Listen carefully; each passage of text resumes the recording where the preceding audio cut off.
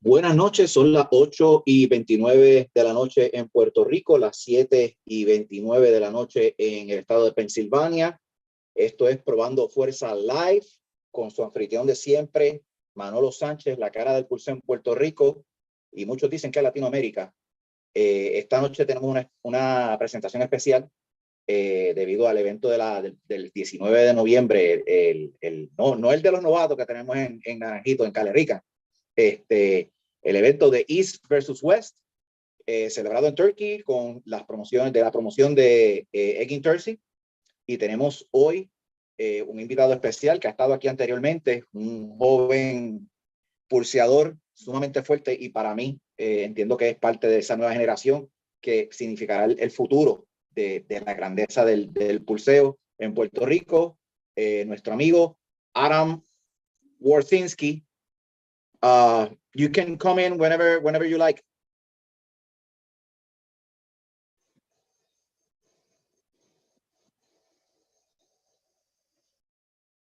Estamos esperando aquí un momentito lo que Adam se encuentra. Saludos a Carly, a Joe, a Mestre, a Adam, que nos estén viendo, a Christopher en Calerican Restaurant, allá en Naranjito, la ruta 165, la ruta gastronómica. Un saludo a Iván, a Luis Alejandro, papi, si me estás viendo, un saludito para ti. Deme un segundito para bregar unas cositas aquí.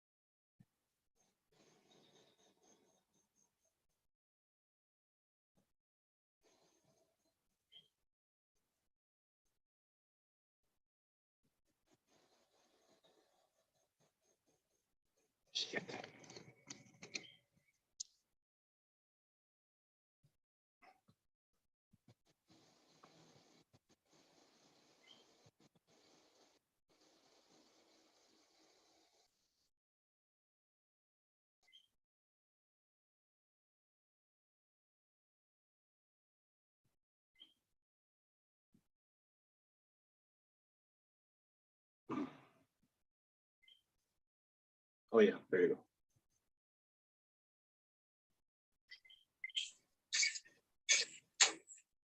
Hey, brother. Yeah, there we go. You got me scared a little bit right there. I was like, damn. And I was trying to get. Oh, I was trying to get it to work. For some reason, man, these links I've been having trouble with. I don't know. It's asking me for like I think it's because it's iPhone. You have an iPhone, so, right? Well, the last time I was on a podcast with you, I had an Android and it worked fine. So I'm going to blame it on it. Yeah, that's the difference, because I have an Android, and I mean, for me, it's easier, you know? Yeah. I So like maybe it. that's it. That's great. I'm glad I got on. It's good. You hear me fine? Everything is fine. You hear me fine? You see me right? Yeah.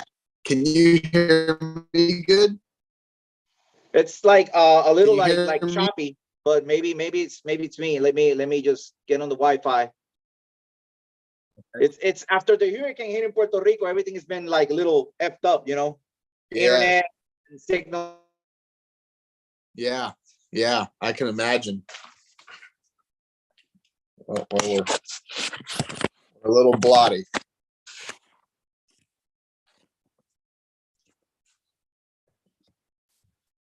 Brother, you froze for a little Right bit. now it's cool, right? Kinda. You're a little choppy. Yeah, let it. It's when it connects to the Wi-Fi, it takes like a couple of minutes to to settle down and everything. Okay, I think I can hear you good now. It seems to be better. Yeah, there we go. So Adam, I'm glad to have you back. We've been like back and forward trying to schedule this after your Rackers match, but finally we have everything has come up to this point, and say hello to the Puerto Rican fans and the guys that know you. How's it going, fam? Thanks for having me. I appreciate being on. It's always good seeing you, brother. Glad I can do some representing overseas now. It's about time. You're right. Yeah. It's about time.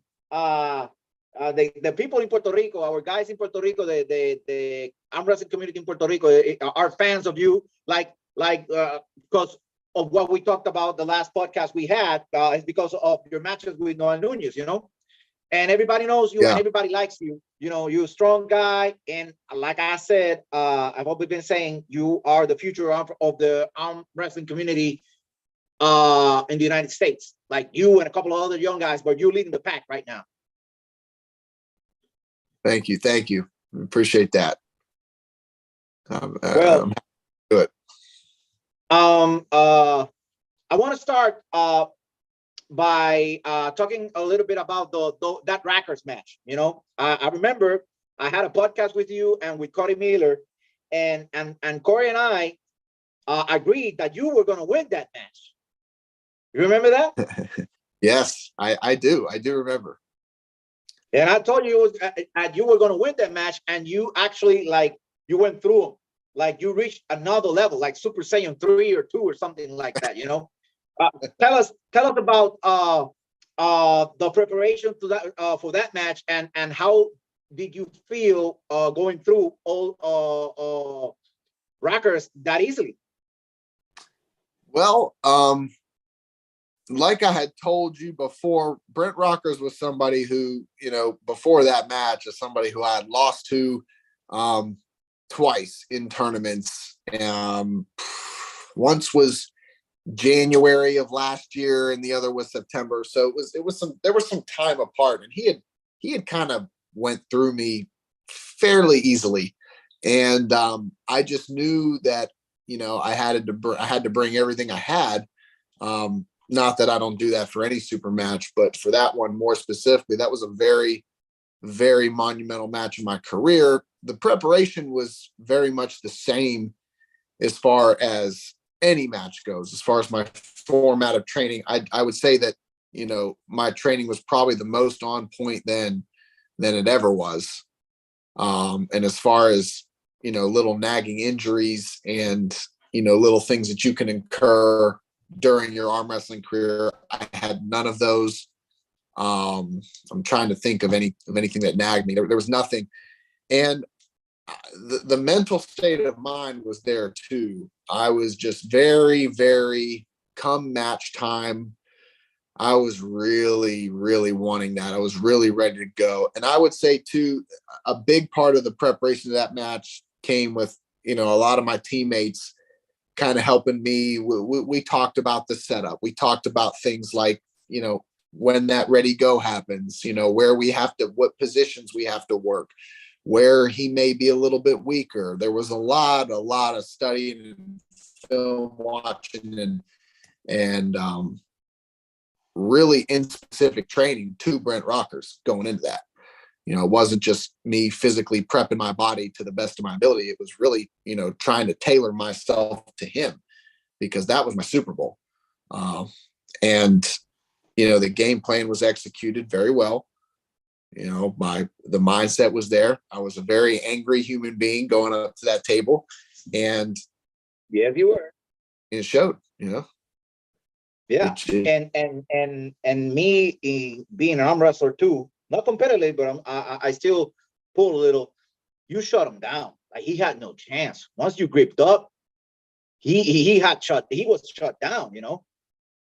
You know, I think a lot of that had to do in the hand, you know, in the setup. I mean, I thought the reffing was very fair. I don't think anyone really had an advantage. I just think I really focused more on my hand and how to use it a lot better, because a lot of the times, I mean, I'm a lot better at it now, but beforehand, I wasn't really using my hand to my full potential.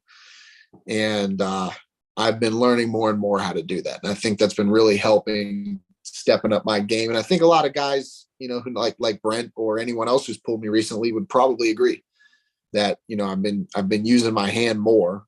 I don't think it's nearly where it needs to be or where it will get to be, but that's what's been helping elevate my career. Yeah. Yeah. Now, after that match, before that, I've always been pleading a case to Engin Terzi about giving young guys, the young arm wrestlers, a chance in his promotion, because there's been a lot of talk about East versus West, and that the East always brings the younger guys, the young guys, and the West, there's always like 45 plus, you know, dudes going over there to arm wrestle. And I was always Engin is a class act. He's a gentleman, you know. He's always speaking to me. We respect each other, and we've discussed a lot of things. And I've always been telling him to give the young bucks of the United States the chance. And the guy that I was always pushing for with Engin and telling Engin to give a chance was you, because I know that between, like, there's like a super heavyweights and there's heavyweights, like the future top heavyweight in the United States, and I'm talking about, I don't know, 2-3 years, maybe earlier, depending on what happens on the 19th. The top heavyweight is going to be Adam Wawrzynski, you know, because all our top guys are reaching an age like they, you know, they old. We can hide it, you know. We can hide the sun with the hand.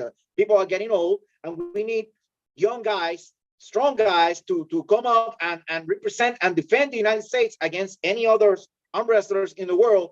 And the guy I was always pushing with Engin and telling Engin, give Adam Wawrzynski a look, give him a chance. Thank you. I was always doing that. And listen, you have no idea how much I appreciate that. I mean, it truly is a blessing to have, you know, guys like you in my corner. I cannot be more honored and thrilled to represent, you know, this side of the world over there. And believe me, I'm going to do it to the best of my ability. You're going to see the best version of me that you've ever seen November 19th. I can promise you that. Yep. I know. I remember I saw an art video, a short or something. I remember that he said that he had a call from Engin and he thought he was going to get called to pull in East versus West. And Engin told him, how good is Adam Wawrzynski? I remember that. I was like, oh, shit, it's going to happen. Yeah. You know, it's funny because I think it probably was around that time Artem released that short. You know, I was hearing a bunch of noise, and I think even Engin might have contacted me. And I knew I'd get that East versus West call. I just kind of had that feeling, but I did not think it would be this soon. I did not think it would be November, you know what I mean? And so when he called me and said, hey, you know, I got a match for you on the, you know, in November, I was like, whoa. Honestly, I kind of would like a little bit more. I mean, granted, I can't complain. I had like 8-12 weeks notice. That is enough time. But, you know, I really would have liked that extra couple months so I could have spent some more time in my strength building phase. But look, I'm ready. I've been born ready. You know, I had plenty of prep time. there is no excuse. I will be the best version, the best shape of me y'all have ever seen. So I'm excited to bring it out. How did you feel when Engin called you up? Have you ever talked to Engin before on the phone or something? How do you feel? How was that interaction? It was surreal. It was surreal. I mean, I'm like, sometimes, you know, you have those moments like where you're like, oh my gosh, he's calling me, you know, or you're getting that opportunity and you're like, wow. And you're going nuts for a little bit. It's kind of like, you know, you're excited about it, but then it settles in and maybe a day or two goes by and you're like, I got that call. Like, this is happening. This is real. Like, you're going over there. Like, this isn't just talk. This isn't just, you know, people, you know, because there's always a lot of talk every time you make some noise or whatever, and people are talking about you, and even that's exciting. But man, to actually get that call, you know, I can't say it enough. I'm extremely blessed. I am extremely thankful and humbled that, you know, you and even many others, you know, threw my name out there to him. And kind of, you know, if it wasn't for you guys, I can't say that I would have got that call. Somebody's got to, and you guys did exactly. Eventually you would have got it, you know, because you're that good. But us helping and you know, promoting and pushing Engin to give you the chance made it a little bit earlier. But eventually you were going to get the call because you're that good. You know what I'm saying? Oh, thank you, sir. I appreciate it. I believe so. I think so. Especially because I feel like there's really not too many. I mean, we have a lot of heavyweights that can go over there and bang, but I feel like every time lighter guys go over there, it's just a massacre. You know, there's really not too many guys, especially under or that can make 200 pounds or under that compete very well. And, you know, I'm really hoping that I can be one of those guys. I mean, I really, I think I'm at a point now where it's time to test myself on that stage. You know, I've pretty much been around the U.S. I've pulled a lot of the best. There's still, and believe me, there's still some guys in the U.S. too that I believe personally I need to prove my worth against. But we're at that point now where we can go over to an international stage and compete there. Yeah, you definitely are. You definitely are. And we've seen after the announcement was made that you were going to be on East versus West, and with that you're going to face Bossa here, and you like disappeared from social media. You know, you went to training, no distractions, pure concentration, right? I did. You know, there was a lot of other factors that went into that, but I was kind of noticing, and maybe some people out there might be in the same boat or might not, but social media was just taking a lot of time out of my day, and it wasn't good time. It wasn't productive. It was wasteful. And, you know, I just kind of said to myself, there are a lot better things I could be doing with this time than to be sitting on my phone. Yeah, scrolling. definitely. And, I mean, you know, and I thought about it and I said, man, what do you use Snapchat for? All right, get that out of the way. What do you use TikTok for? I mean, I had a channel, and I felt like, not a channel, but I was posting videos, but man, it got that out the way. Instagram was hard for me because I felt like I used the messenger portion a little bit, but man, that went out the way too. And the only reason, truthfully, I kept Facebook, which I deleted it off my phone. I keep the Messenger app on my phone, and that's the only reason I kept Facebook, is so I could still communicate with you guys, with people from overseas, and whatever. But the actual Facebook app, I took that off too. I mean, I can get it on my computer, and I'll go on it, you know, maybe, you know, periodically throughout the week, but not something I put my time into anymore. Like you said, I could be training, I could be studying on these matches, I can be, you know, literally anything else but giving my time to something that's not productive. So yeah, I have to agree with you. I use social media a lot because of the promoting or trying to help the sport in Puerto Rico. So you're totally right. Carly, saludos, sé que nos estás viendo por ahí. Está por ahí el Levan Boricua con el brazo izquierdo en Puerto Rico. So it's a friend of ours, our top guy, left hand. He's just saying hi in the chat. I'm just saying hi back. So how's it going? His name is Carly from Naranjito. He's a really strong guy, left-handed. I've heard of him. I've heard the name. Believe me, I think I've seen. Viste, Carly. I escuchado tu nombre. He said your name. Something's gonna happen soon. I have. Guys down there. I mean, you guys are making some noise. Believe me, I've heard it. Sorry, but for me, so I might not. Thank you for saying that. Thank you for letting people know. Listen.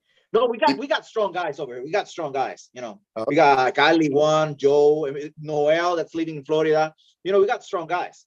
But anyway, your preparation for this match with Bosa here.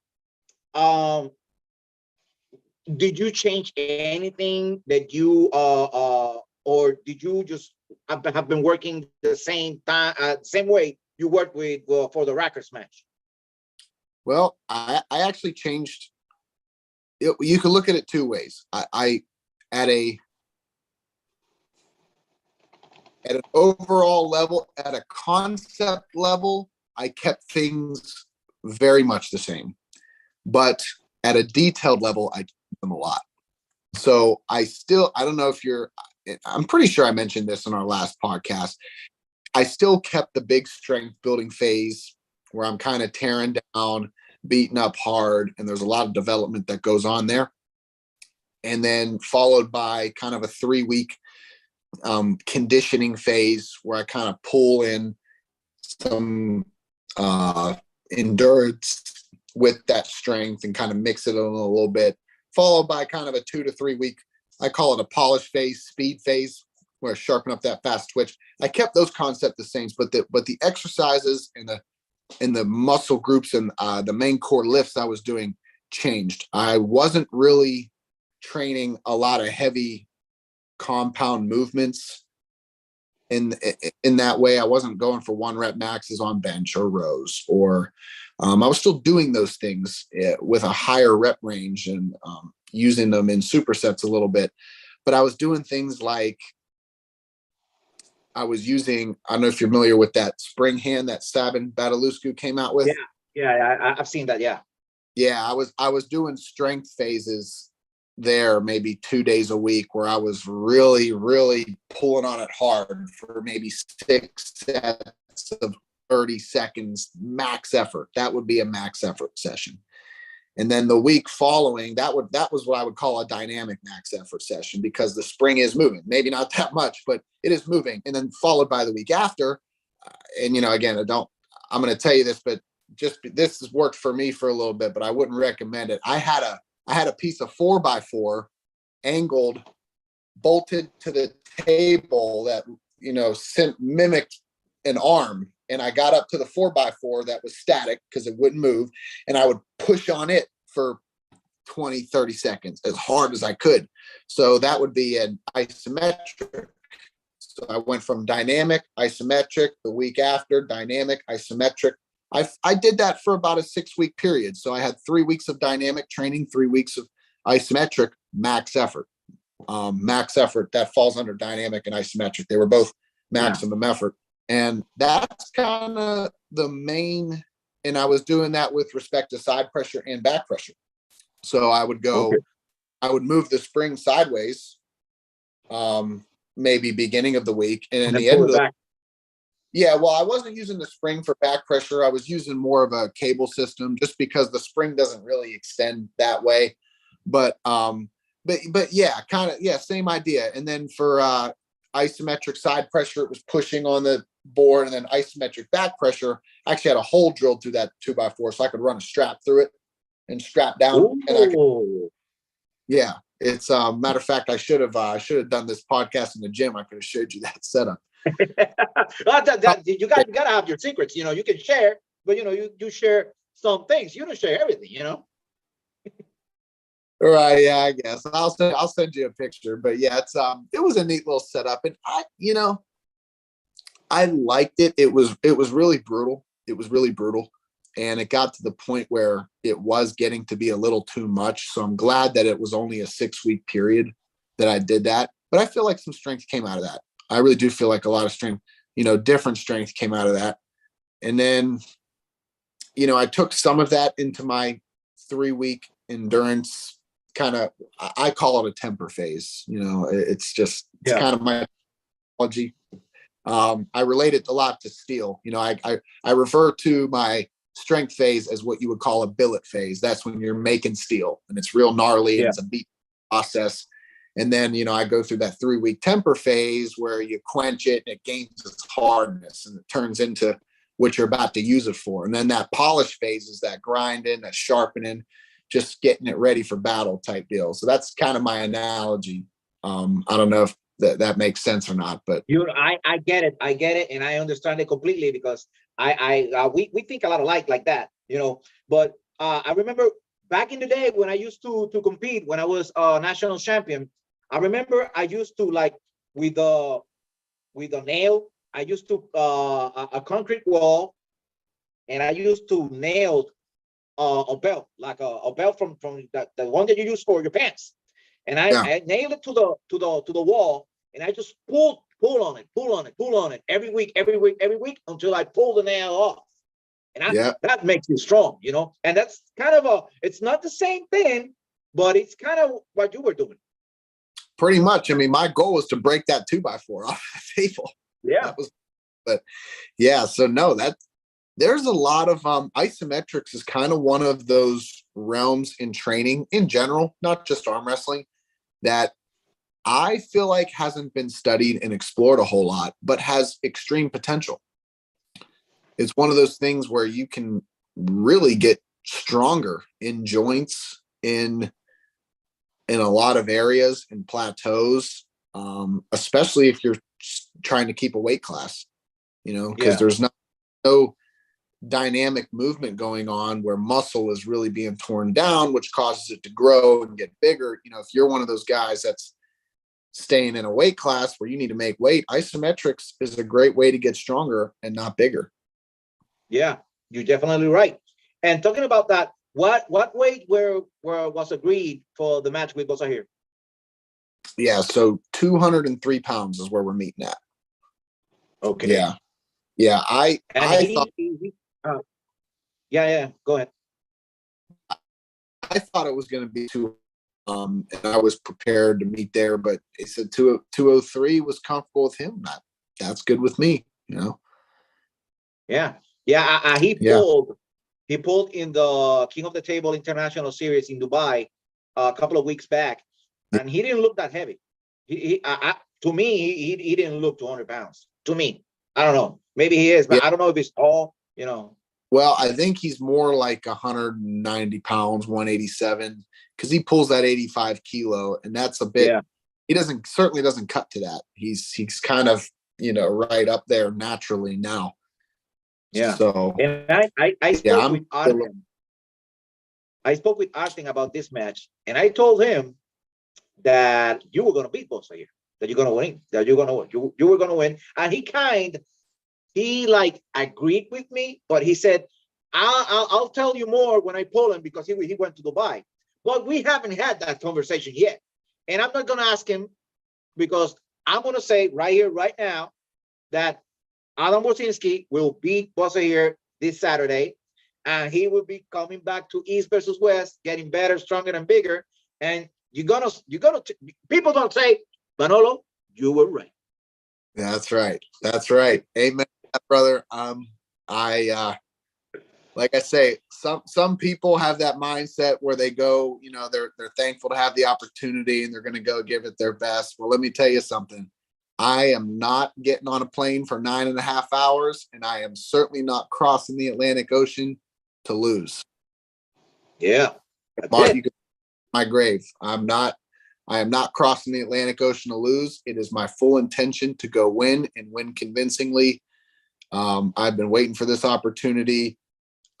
Competition is something I take very, very seriously, and the best version of me is going to be there November 19th. I know that. No, and I can tell the determination in your eyes and in your words and the way that you speak. And I'm telling you, God bless you, and I'll be praying for you.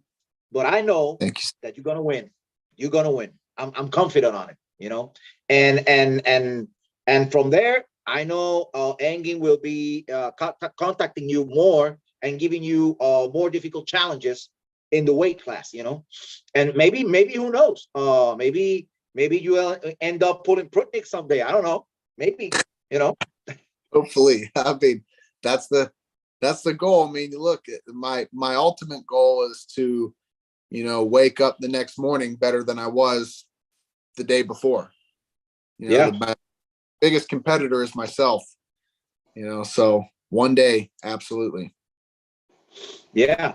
And referring to the rest of the matches on the card, the most important matches to me are your match with Dosahir, Devin with Prutnik, and Dave with Hermes, and John, Paul. The polling match is it's important to me. I'll be watching that. And Paul is gonna be with me tomorrow. Tomorrow night we're gonna do a podcast the same way like we're doing now, talking about the match and all that. And what are your picks on those matches? Hermes and the Hermes match, the Devin match, the polling match. What are your picks, John? Yeah, so I'm gonna have to give Dave Chafee the edge over Hermes. Honestly, I just feel, I mean, at the end of the day, there's only two ways a match can go, inside and outside. Certainly Hermes cannot beat him inside. And I just don't think he's going to be able to get into Dave's hand the way that he's, you know, I mean, Dave's too strong in the center of the table. You know, it might flip, might go to the strap. And then once you're in the strap and you're hooked to a oak tree, you know,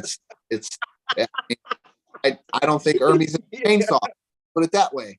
To beat Dave Chafee, be a chainsaw. Hermes ain't it. Maybe not now. Just I don't know. I could be wrong, and he may go there. And I mean, everybody's talking about the level that Hermes Gasparini's on, and you know, maybe he is on that level. And if he is, then all power to him. But I don't think he's going to be able to get through Dave. I mean, he's going to have to be very, very explosive to be able to. He's going to have to be very explosive with a deep outside move and be able to contain Dave from slipping. That's how he's going to beat him if he beats him. But I think I agree with you. Totally agree with you. But to my opinion, that's where Hermes will make the mistake. Hermes will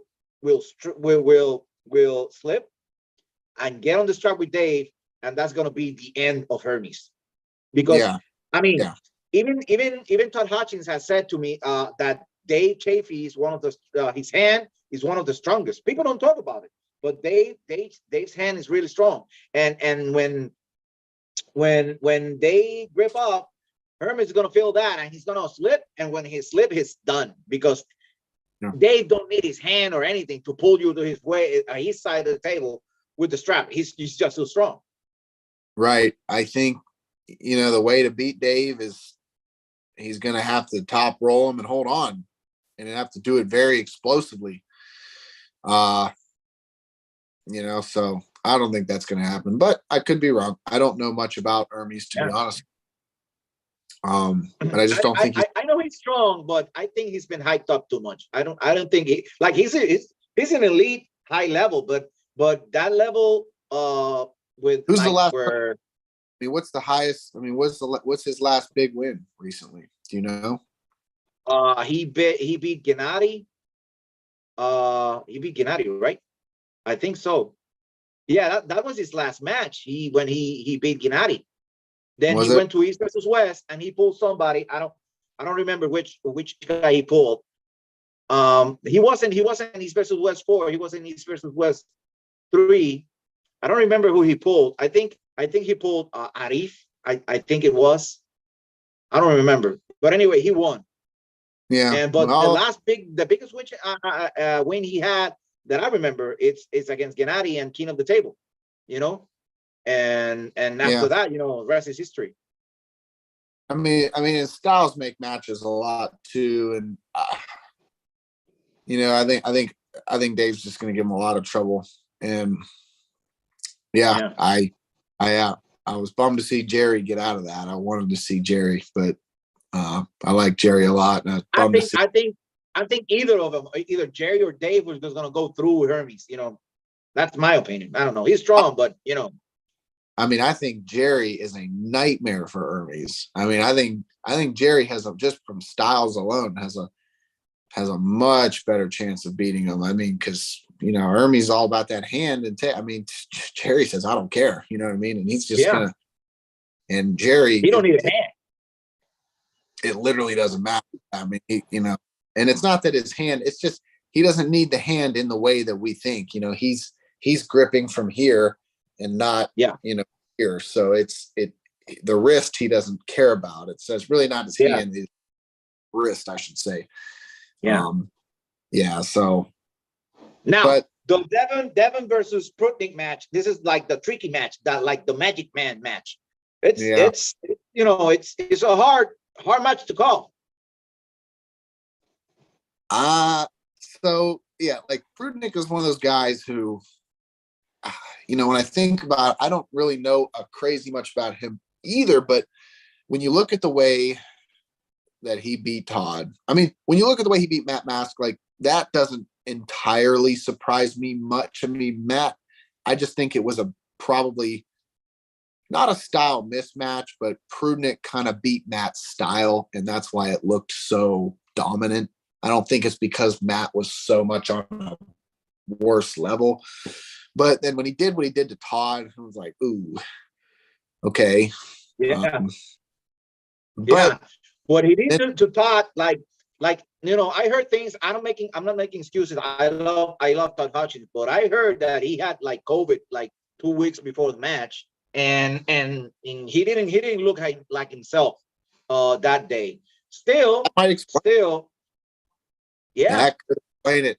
Look here, I mean, but then again, I think styles make matches, like I said, and I just don't see Devin losing. That's the hard thing for me to call. I just don't see Devin losing. Like Devin is gonna. You can't. Somebody made the comment the other day. I forget who it was, that they're both kind of tricksters in the setup. You can't out trickster Devin. You can't outsmart Devin. Not possible. So not possible. Prudnik might be sneaky, but not going to work. That's out the window. I think maybe Prudnik will get one round, maybe the first round, and then after that, Devin is just going to make adjustments and just hold him there, stop him, because that's all he needs to do, like stop him. You know? Yeah. The only way Prudnik wins is if he's on a complete another strength level than Devin, and I don't think it's going to happen. I think Devin's going to win. I think Devin may win ugly, but I think he's going to win. Yeah, and you know, a win is a win. A win is a win. Look, I mean, especially over there. I mean, I don't think he's going to be able to get away with a crazy King's move, because I've seen them call the King's move foul. You know, but if he does, then that's pretty bad. I mean, I'm also looking forward to the rules meeting and the press conference, because that rules meeting is going to be crazy with Devin asking questions and, you know, and saying things, you know. Yep, it sure is. I'm going to get to see it. Dude, you better get your phone and record that, because it's going to be, you know, damn. Yeah. I'll give Devin that match. I'll give it to him 3-1 or 3-2. Yeah. I agree with you. Now, the John Bersenk versus Petrenko. You know, I've seen Petrenko lately, and he's like 30 to 40% stronger than before. Like, he looks solid. And even John is John Bersenk, you know. But I heard John, when Devin was on his house finishing the documentary he was doing, John was telling Devin that if he could like hold Petrenko and control his hand in the outside, he may have a chance.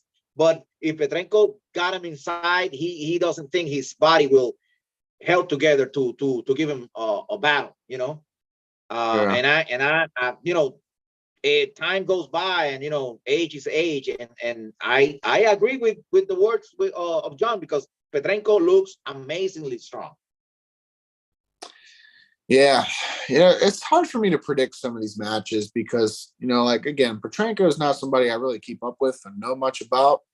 Um, but I do know John Brzenk, and I might be, definitely biased here, but man, I got to give it to John Brzenk. I just, you know, John's always been known where if he wants to go outside, the match is going outside. If he wants to hook, it's going in a hook. And I think he'll be able to force that match outside. Either John Brzenk wins 3-0 or this guy or Oleg wins 3-2 or 3-1. Either it's kind of but I just don't think he can beat John Brzenk. Then again, what does my opinion mean? Because I really don't know this guy too well. So yeah, just my take on I mean, it, though. John can fight. When John wants to win, he will fight for it. Like, watch the Cody West match. John held on and fought till the end, and he pulled it off, whatever way. But I mean, I'm always rooting. Who doesn't like John? I'm always rooting for John Percent, but this kid is like really strong, and maybe I hope I'm wrong, but I see Petrenko, beating John. Yeah, a lot of people are saying that. It's possible. It's possible. This, yeah. I'll be looking forward to it. It's Yeah. a good match. Yeah. Well, we can keep on contact while you're over there, and exchange opinions or something. For sure, But for sure. yeah, and I know you have another commitment in a little bit, so we're gonna close this podcast short. I think we have covered everything that we had to cover about the match and about the process of you getting invited and being given the opportunity to be there.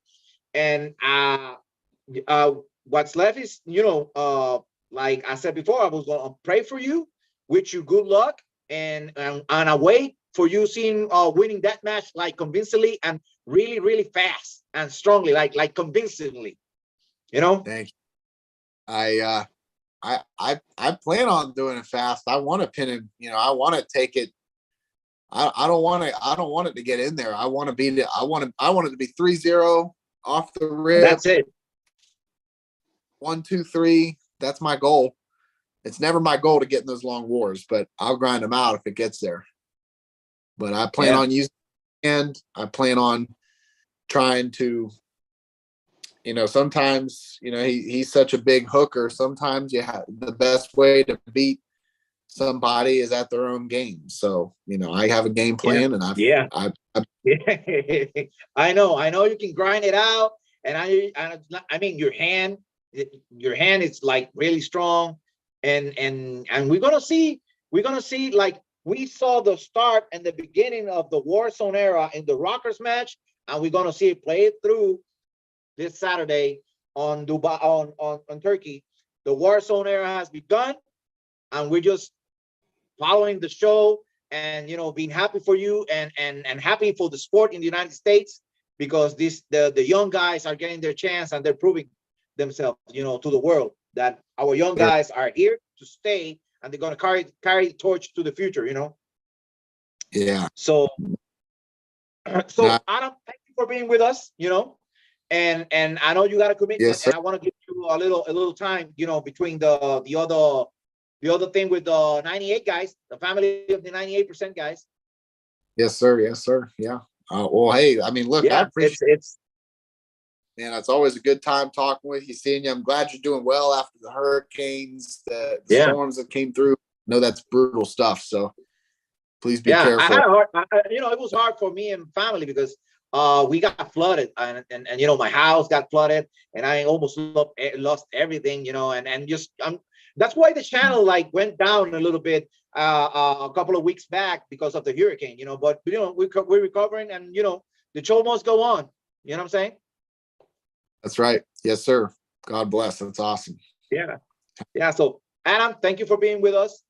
We love you. We send you all strength and all positive vibes, and a big hug. And we'll be watching you and following you and praying for you for this Saturday at East versus West. Thank you, sir. I appreciate it. I'll be coming in strong. Yeah.